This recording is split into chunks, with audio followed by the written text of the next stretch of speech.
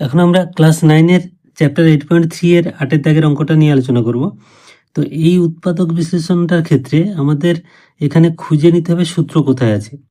তো দেখো এখানে 32 এটা কোনো স্কোয়ার সংখ্যা নয়, বা মানে পূর্ণবর্গ বা পূর্ণ ঘন সংখ্যা কোনোটাই নয়। একইভাবে 500ও পূর্ণবর্গ বা পূর্ণ ঘন সংখ্যা কোনোটাই নয়। তাহলে এক্ষেত্রে এটাকে আমাদের হয় কিউব টার্ম বা স্কোয়ার টার্মে আনবো কিভাবে। তো আমরা যদি এই দুটো থেকে এক্স কমন নিই, এখানে একটা এক্সএস কিউব পাচ্ছি। তাহলে এক্সএস কিউব যদি যেহেতু পাচ্ছি, তাহলে আমাদের এমন একটা সংখ্যা কমন নিতে হবে যাতে দুটোতে কিউব আসে। তো আমরা যদি 4 কমন নিই, তাহলে এই 32কে আমরা যদি ভাঙি, 32 সমান 4 গুণ 8।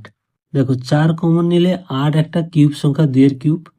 আর এই 500 থেকে এটাকে আমরা ভেঙে দিলাম, এটাকে 125 গুণ 4 করতে পারি।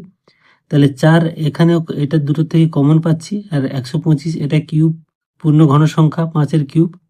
তাহলে দেখো দুটো থেকে আমরা কি নেব না, 4x কমন নিলে এখানে কি থাকছে না, 8x কিউব মাইনাস 125। এবারে আমরা কিন্তু সূত্র পেয়ে যাচ্ছি। তাহলে 4x, আর এটাকে আমরা একটু যদি সাজিয়ে লিখি তোমাদের বুঝতে সুবিধা হবে, 2x এর হোল কিউব মাইনাস 5 এর কিউব, তার মানে a cube minus b cube. তাহলে a cube minus b cube সূত্র আমরা জানি a minus b into a square plus ab plus b square. তাহলে সূত্রটা আমরা শুধু ভাঙবো। a মানে এখানে 2x মাইনাস 5, এটা হচ্ছে b।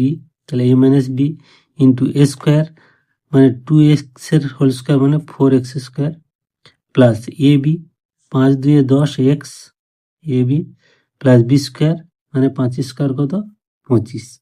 তাহলে হয়ে গেল খুব সহজে, এটাই হলো অ্যান্সার।